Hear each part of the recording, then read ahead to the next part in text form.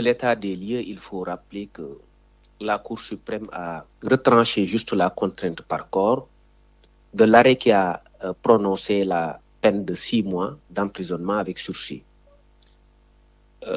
Maintenant, il faut juste partir de 2 constats. Le premier, c'est que ce jugement confirme, cet arrêt d'hier confirme la sentence qui fait que Ousmane Sonko est condamné à un emprisonnement de 6 mois avec sursis.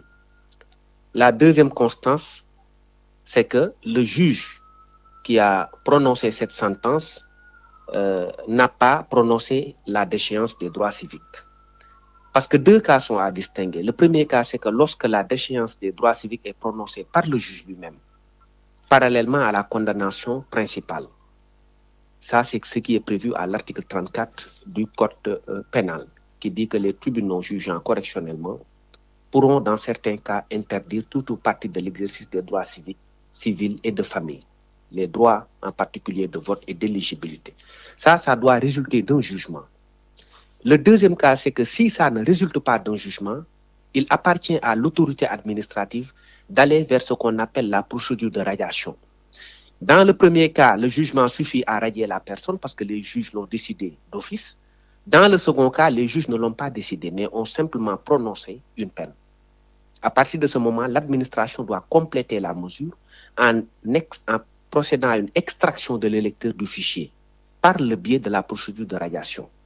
Ça s'est passé comme ça dans l'affaire, par exemple, Adji Raby Sarr, dans le cadre de la procédure de contumace, où Ousmane Sonko a subi cette radiation-là administrative avec un procès à Ziguinchor, un procès à Dakar et un autre procès à Dakar qui l'a réhabilité.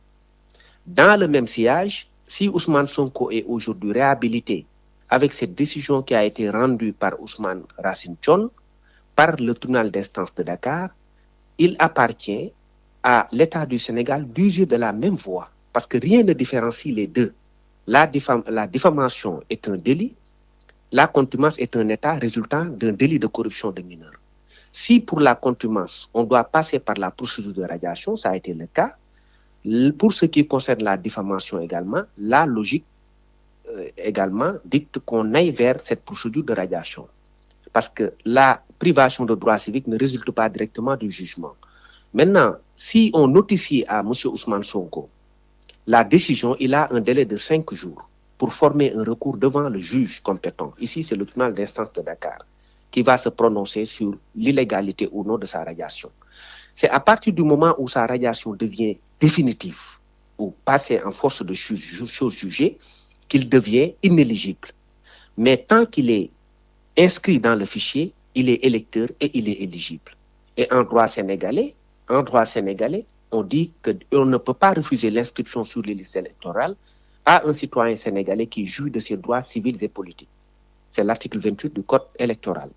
Ici, on est d'accord que Ousmane Sonko jouit en l'état actuel des choses de ses droits civils et politiques. Si l'administration estime que Ousmane Sonko ne jouit pas de ses droits civils et politiques, un jugement qui ne prononce pas la déchéance de droits civiques ne suffit pas. Il faut qu'ils aillent vers une procédure de radiation. Je vous l'ai dit, ils l'ont déjà fait dans l'affaire de contumace.